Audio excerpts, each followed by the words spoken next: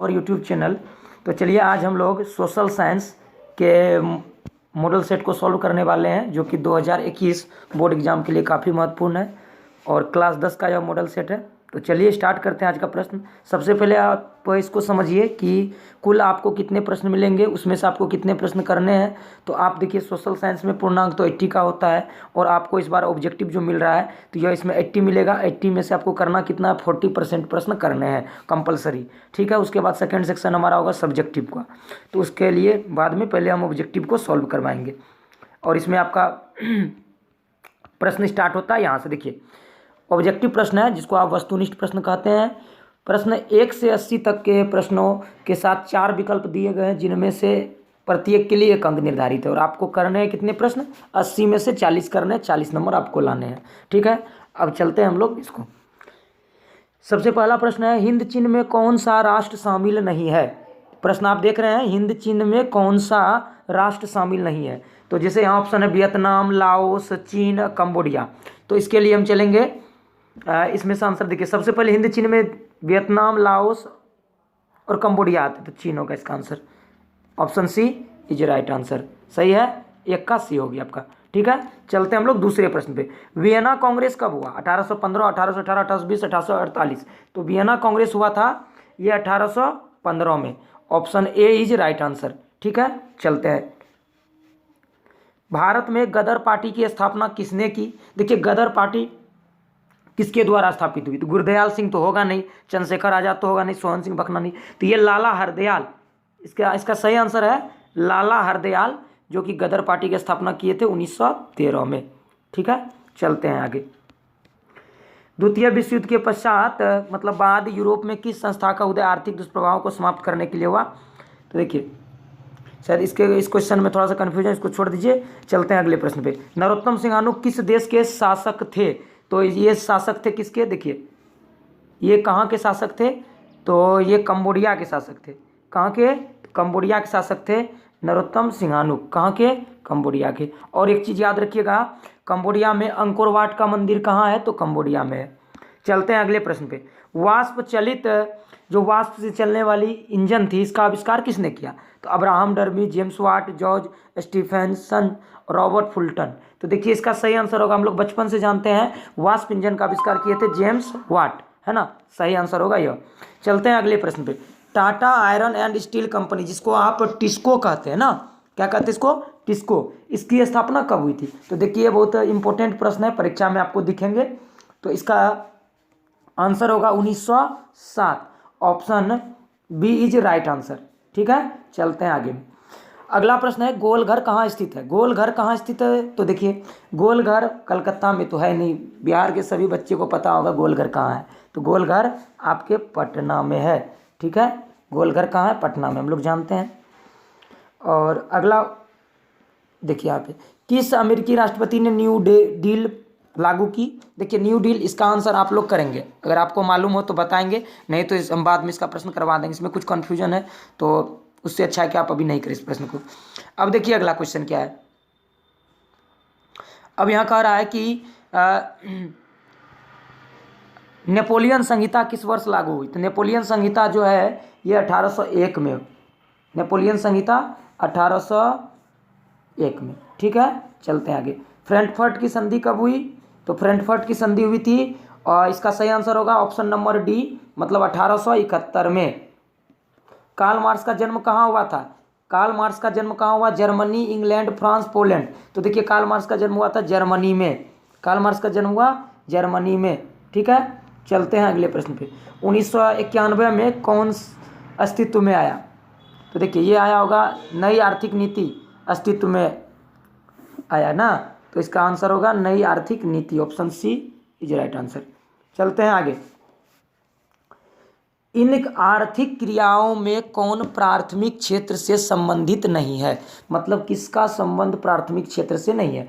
आप जानते हैं कि प्राथमिक क्षेत्र में वे सभी क्रियाएं आते हैं जो जैसे कृषि, सबसे देखिए प्रकृति पे निर्भर है, जो भी, ऐसे समझिए, समझने के लिए आप समझ सकते हैं कि जैसे पशुपालन, कृषि, ये सभी क्या है? प्राथमिक क्षेत्र में आते हैं। तो यहाँ पे कौन प्राथमिक क्षेत्र से संबंधित नहीं है?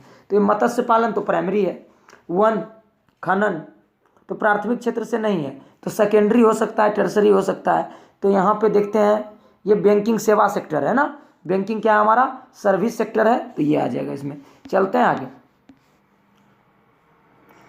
जमशेदपुर, दुर्गापुर, भिलाई और सलेम किस उद्योग के प्रमुख केंद्र है? तो ये आयरन और स्टील उद्योग है, सभी को पता है, दुर्गापुर स्टील प्लांट, उसके बाद जो है भिलाई छत्तीसगढ़ में। ये option C is right answer, मतलब ये आयरन और स्टील से संबंधित है। प्रति व्यक्ति आय का आशय क्या है? देखिए देश की कुल आय में जनसंख्या से भाग देने पे जो भागफल आता है वो उसको हम क्या कहेंगे, प्रति व्यक्ति आय कहते हैं। तो देखिए एक प्रकार का क्या होता है कि संपूर्ण आय तो होगा, औसत आय कह सकते हैं ना, सभी व्यक्तियों का औसत आय कह सकते हैं आप इसको, औसत आय सही आंसर होगा इसका। ठीक है, चलते हैं हम लोग अगले प्रश्न पे। राष्ट्रीय विकास परिषद का गठन कब हुआ? देखिए वेरी इंपॉर्टेंट क्वेश्चन है। राष्ट्रीय विकास परिषद, एक आता है आपका योजना आयोग जो कि वर्तमान समय में नीति आयोग हो चुका है, और राष्ट्रीय विकास परिषद का जो गठन हुआ है वह 1952 में हुआ था, 6 अगस्त 1952 को। शायद आप पढ़े भी होंगे। तो चलते हैं आगे। अगले, बांग्लादेश की मुद्रा का नाम क्या है? देखिए बांग्लादेश, ढाका इसकी राजधानी, 1971 में इसका गठन हुआ है, पूर्वी पाकिस्तान के नाम से। तो देखिए यहाँ पे रुपया, डॉलर, क्रोना और टका, तो ये होगा हमारा टका। क्या होगा इसका? टका होगा। राष्ट्रीय आय का क्या अर्थ है? देखिए राष्ट्रीय आय का क्या अर्थ होता है? नेशनल इनकम, ये इकोनॉमिक्स का प्रश्न है और इसको हम समझते हैं। सरकार की आय, सार्वजनिक उपक्रमों की आय, पारिवारिक आय बी में था, पहले हम सी को ही पढ़ दिए, सॉरी, और उत्पादन के साधनों की आय। तो देखिए इसमें क्या होता है कि सभी जितने भी साधन है जो आय अर्जित होता है और उसको आप क्या कहेंगे, उत्पादन के समस्त साधनों की आय। उपभोक्ता संरक्षण कानून अधिनियम कब लागू हुआ? इसको आप कह सकते हैं 1986 में लागू हुआ, 1986 में। भूमि विकास बैंक द्वारा किस प्रकार का ऋण प्रदान किया जाता है? तो देखिए भूमि अल्पकालीन ऋण, मध्यकालीन, दीर्घकालीन, इनमें से सभी, तो सभी प्रकार के ऋण दिए जाते हैं, ऑप्शन डी सही आंसर है ना। चलते हैं। भारत में किस प्रकार की आर्थिक प्रणाली है? देखिए भारत में जो अर्थव्यवस्था है ये तो पूंजीवादी, समाजवादी, मिश्रित, तो आप कह सकते हैं कि किस प्रकार की अर्थव्यवस्था है। हम लोग जानते हैं कि उत्पादन के समस्त साधनों पर, तो यहाँ पे हमारा आंसर होगा सी, मतलब कि कह सकते हैं मिश्रित, मिक्स्ड इकोनॉमी है भारत में। कैसी इकोनॉमी है? मिक्स्ड इकोनॉमी है। चलते हम लोग अगले प्रश्न पे। प्रश्न हमारा है, प्रश्न है अगला हमारा कि नागार्जुन सागर परियोजना का संबंध किस से है? तो नागार्जुन सागर बांध किस नदी पे, आप ऐसे समझिए इस प्रश्न को, तो ये हमारा होगा कृष्णा नदी पे। और भी एक वीडियो हम आप लोगों के लिए लाएंगे ज़बरदस्त, सिर्फ आप ज़्यादा से ज़्यादा सपोर्ट करिए बस। 26 दिसंबर 2004 को विश्व का कौन सा भाग सुनामी से प्रभावित हुआ था? ये देखिए 2004 में सुनामी आई थी, ये हमारे बंगाल की खाड़ी में है ना, सही है। चलते हैं आगे। सामान्य संचार व्यवस्था के बाधित होने का मुख्य कारण क्या है? केबल का टूट जाना, संचार टावरों की दूरी, टावरों की ऊंचाई। तो सामान्य संचार व्यवस्था जो फेल्योर हो जाता है, इसका क्या कारण है? इसके लिए देखिए ये होगा आपका ऑप्शन बी। चलते हैं आगे। बाढ़ क्षति पहुंचाती है फसलों को, पशुओं को, भवनों को, उपरोक्त सभी को। इसका तो सिंपल आसान आंसर होगा ऑप्शन डी। आपको एक बात याद रखना, आपको मात्र 40 प्रश्न ही करने हैं। स्वर्णिम चतुर्भुज योजना, ये बहुत फेमस योजना है भारत में, सड़क राजमार्ग से संबंधित है। तो इसका संबंध है किससे? सड़क मार्ग से, है ना। इसका संबंध किससे है? सड़क मार्ग से। बाढ़ के समय लोगों को जाना चाहिए कहाँ? बाढ़ के समय लोगों को कहाँ जाना चाहिए? गांव के बाहर, खेतों में, उच्च भूमि पर, कहीं नहीं। तो देखिए ये तो बच्चा वाला क्वेश्चन एकदम सिंपल सा है। गांव के सॉरी इसका आंसर होगा ये होगा, ये नहीं होगा, मतलब कहने का उच्च भूमि पर, उच्च भूमि पर जाना चाहिए। ठीक है, अब अगला प्रश्न चलते हैं हम लोग। निम्न में कौन क्षेत्रीय राजनीतिक दल है? वाह, अभी राजनीतिक दल पे थोड़ा सा बात कर लेते हैं। राजनीतिक दल कहने का मतलब है कि पॉलिटिकल पार्टीज, जो अभी हाल ही में चुनाव हुआ, आप लोग देखे होंगे कौन सी पार्टी कितने सीटों पे चुनाव लड़ी थी, तो उसमें से कौन क्षेत्रीय पार्टी है, कौन राष्ट्रीय पार्टी। आपकी जानकारी के लिए बता दें कि भारत में वर्तमान में 8 राष्ट्रीय राजनीतिक दल हैं और आप पढ़े भी होंगे। तो अभी देखिए क्षेत्रीय राजनीतिक दलों की संख्या 8 है। इनमें से ऑप्शन दिया गया कि कौन क्षेत्रीय राजनीतिक राष्ट्रीय राजनीतिक दलों की संख्या 8 है। क्षेत्रीय पूछ रहा आपसे, देखिए भारतीय जनता पार्टी जिसको आप बीजेपी कहते हैं, चुनाव चिन्ह क्या है? तो कमल। भारतीय राष्ट्रीय कांग्रेस का चुनाव चिन्ह क्या है? पंजा है, जिसको आप कांग्रेस कहते हैं। जनता दल यूनाइटेड जो कि तीर छाप है इसका, और कम्युनिस्ट पार्टी। तो ये तीनों जो अभी हम बता रहे हैं आपको, भारतीय जो दिख रहा है आपको, भारतीय जनता पार्टी, बीजेपी, कांग्रेस और कम्युनिस्ट, यानी ऑप्शन ए बी डी ये राष्ट्रीय दल है, और ये सी जो है ये बिहार की पार्टी है ना। इसका नाम है जनता दल यूनाइटेड, जो बीजेपी के साथ अभी सत्ताधारी दल है। तो आप कह सकते हैं जनता दल यूनाइटेड जो है क्षेत्रीय राजनीतिक दल है, क्षेत्र विशेष में जो हो, है ना। चलते हैं अगले प्रश्न पे। पंचायत के चुनाव कौन करवाता है? तो पंचायत चुनाव करवाने की जिम्मेवारी किसकी होती है? आप देखे होंगे विधानसभा लोकसभा चुनाव जो भारत सरकार की तरफ से कराया जाता है, ये पंचायत चुनाव कराने की जिम्मेदारी होती है राज्य सरकार पे, अर्थात राज्य सरकार करवाती है। और यहाँ पे देखिए दोनों ऑप्शन लग रहा है सही, राज्य चुनाव आयोग। तो राज्य सरकार ही करवाती है राज्य चुनाव आयोग के माध्यम से, तो ये इनका ऑप्शन होगा सी। ठीक है, चलते हैं आगे। ठीक है, अब चलते हैं अगले प्रश्न पे। भारत के किस राज्य में पंचायती राज की शुरुआत हुई थी? देखिए भारत के किस राज्य में सबसे पहले पंचायती राज की शुरुआत हुई थी? राजस्थान के नागौर से 2 अक्टूबर 1959 को। आपकी जानकारी के लिए बता दें, ठीक है। तो कहाँ पे? राजस्थान के। अब देखिए वर्ष 1975 भारतीय राजनीति में किस लिए जाना जाता है? तो 1975 का जो ईयर था वह इंदिरा गांधी उस समय प्रधानमंत्री थी, और देश में क्या हुई थी, मतलब आंतरिक आपातकाल लागू की गई थी। तो इसका ऑप्शन होगा सी। चलें आगे। ताड़ी विरोधी आंदोलन कहाँ से शुरू हुआ था? तो ये तो आंध्र प्रदेश से शुरू हुआ था। Option C is right answer. चलते हैं अगले प्रश्न में। धर्म को समुदाय का मुख्य आधार कौन मानता है? धर्म को समुदाय का मुख्य आधार कौन मानता है? सांप्रदायिक नहीं होगा, ये जातिवादी। देखिए ऑप्शन डी। सत्ता में साझेदारी सही है क्योंकि यह विविधता को बढ़ाती है, देश की एकता को कमजोर करती है, फैसले लेने में देर करती है। हाँ ये होगा ऑप्शन डी, इसका होगा सही आंसर। चलिए अगले प्रश्न पे चलते हैं। नेपाल में सप्तदलीय गठबंधन का मुख्य उद्देश्य क्या था? राजा को देश छोड़ने पर मजबूर करना, लोकतंत्र की स्थापना करना। ये ऑप्शन बी। ठीक है, चलते हैं आगे। कोयला का सबसे बड़ा उत्पादक राज्य कौन सा है? तो ये होगा Jharkhand. Option B is right answer. ठीक है, चलते हैं अगले प्रश्न पे। सौर ऊर्जा के उत्पादन के लिए सर्वाधिक उपयुक्त राज्य कौन है? तो ये होगा आपका राजस्थान, है ना। कौन सा होगा? राजस्थान होगा। चलते हैं अगले प्रश्न पे। बिहार की पहली नदी घाटी परियोजना कौन सी है? एक गंडक, बागमती, कोसी, सोन। तो ये गंडक परियोजना ना। ए सुंदरवन टाइगर रिजर्व कहाँ है? सुंदरवन डेल्टा जानते होंगे, पश्चिम बंगाल। भारत में सबसे लंबा बांध, देखिए एक ऊंचा बांध है, एक हीराकुंड बांध होगा। ये option C is right answer.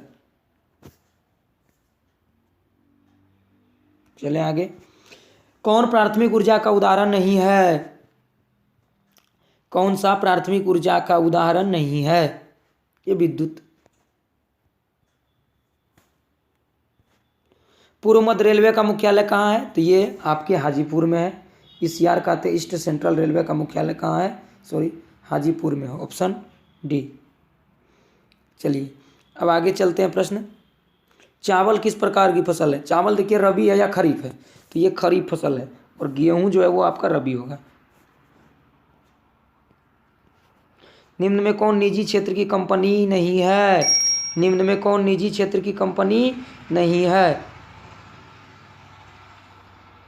चलते हैं आगे। निजी क्षेत्र की कंपनी नहीं है। डाबर, सेल, टिस्को, बजाज। देखिए यहाँ डाबर निजी है, बजाज निजी है, सेल।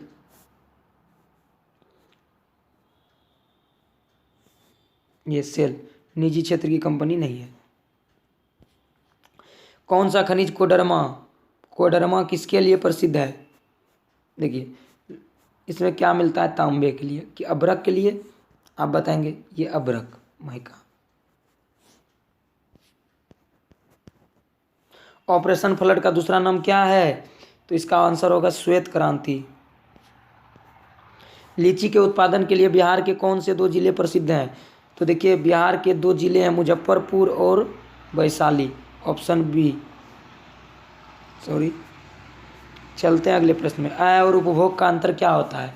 आमदनी और खर्च को घटा दीजिए, जो बचेगा वो आपका क्या होगा सर? वो बचत होगा, है ना। ये इनमें कौन व्यापारिक बैंक की जमा प्रकार नहीं है? ये अधिविकर्ष, ओवरड्राफ्ट ये जमा नहीं है, ये निकासी होता है अधिविकर्ष। पूंजी बाजार जो है किस प्रकार के ऋणों का लेन देन करता है? दोनों, इसका आंसर होगा दोनों, ये सी। चलते हैं आगे। किसने कहा था? तो ये देखिए ये कथन जो है एपीजे कलाम का है। चलिए आगे। कौन गैर आर्थिक आधारभूत संरचना का घटक है? गैर आर्थिक, जो मतलब गैर आर्थिक आधारभूत, आर्थिक भी नहीं है आधारभूत भी नहीं है।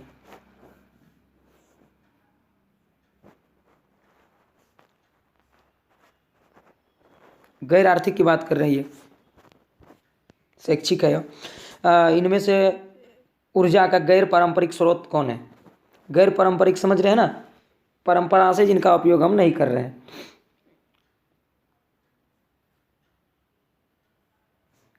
ये ज्वरीय ऊर्जा। चलते हैं गोंडवाना, 25 करोड़ वर्ष।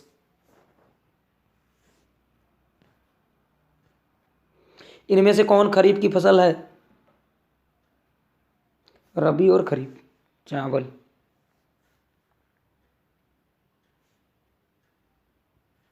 सॉरी मक्का, इनमें सभी का भी ऑप्शन है। तो देखिए कहीं कि मक्का को तो हम दोनों कैटेगरी में रखते हैं, कपास ये सभी होगा, ऑप्शन डी होगा। रेशेदार फसल नहीं है, किसमें रेशा नहीं होता है? गन्ना। कांडला विशेष आर्थिक क्षेत्र कहाँ है? कांडला देखिए गुजरात में है, स्पेशल इकोनॉमिक जोन है। गुटेनबर्ग का जन्म कहाँ हुआ था? गुटेनबर्ग का जन्म कहाँ हुआ था? तो देखिए इसका हुआ था जर्मनी में। इंग्लैंड की मुद्रण कला की शुरुआत किसने की? इस क्वेश्चन को फिलहाल अभी हम छोड़ रहे हैं। चलिए, फरवरी 1917 की पहली रूसी क्रांति किस नाम से जानी जाती है? फरवरी की क्रांति। लाल सेना का गठन किसने किया? तो ट्राटोस्की ने किया था। लाल सेना का गठन किसने किया था? तो ट्राटोस्की ने किया था। नेक्स्ट प्रश्न, ऑल इंडिया मुस्लिम लीग की स्थापना कब हुई? 1906। श्री तख्त हरमंदर जी साहिब कहाँ है? तो ये तो पटना में है। सिपाही विद्रोह कहाँ है? कब हुआ था? 1857 को, 1857 को। श्वेत क्रांति का संबंध अर्थव्यवस्था के किस क्षेत्र से है? तो श्वेत क्रांति देखिए दूध उत्पादन से है, तो ये प्राथमिक क्षेत्र होगा। पशुपालन से जुड़ा है। बिहार दिवस 22 मार्च। सॉरी, सबसे बड़े पशु मेले का आयोजन कहाँ होता है? तो सोनपुर में होता है। सासाराम में किस ऐतिहासिक शासक का मकबरा है? शेरशाह सूरी का मकबरा है सासाराम। शेरशाह सूरी का मकबरा है कहाँ? सासाराम में। चलिए,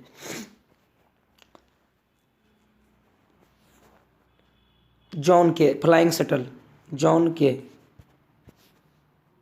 दुर्गापुर स्टील प्लांट किस राज्य में है? तो ये बहुत आसान प्रश्न है और इम्पोर्टेंट है। मध्य प्रदेश, सॉरी इसमें पश्चिम बंगाल में टिक कर दिए हैं। सेडान का युद्ध हुआ था 70 या 71, इसमें से छोड़िए अभी। चलिए, हेगेल कौन था? जर्मनी का चांसलर, राजनीतिज्ञ। छोड़ देते इसको अभी। मार्च 1946 में फ्रांस और वियतनाम के बीच होने वाला समझौता किस नाम से जाना जाता था? इसका ऑप्शन होगा बी। बंगाल विभाजन कब हुआ था? 1905। सॉरी, निरस्त कब किया गया? सॉरी, ये होगा सही, 1911। Sorry for this. बंगाल विभाजन को फिर से हम करवाते हैं। बंगाल विभाजन कब हुआ? निरस्त कब हुआ? 1911 में। हुआ था कब? 1905 में। सबसे कम गहनता किसकी होती है? Primary, secondary, long wave. कुल जल का कितना प्रतिशत महासागरों में है? 97। किस नदी पर नदी घाटी परियोजना नहीं है? सोन नदी पे, गंडक पे, इस पे होगा, पुन पे नहीं है। ठीक है। गेहूं फसल है, किस प्रकार की फसल है गेहूं? तो देखिए, गेहूं अभी आप लगाए हैं, रबी फसल है। बलवंत राय मेहता समिति का संबंध किससे है? तो देखिए, बलवंत राय मेहता समिति का संबंध है पंचायती राज व्यवस्था से, और पंचायती राज व्यवस्था option B is right answer. ठीक है। 80 प्रश्न को आप लोगों ने देखा। इसमें से जिन प्रश्नों को हमने नहीं करवाया है उसको फिर से हम करवाएंगे। Thanks for watching.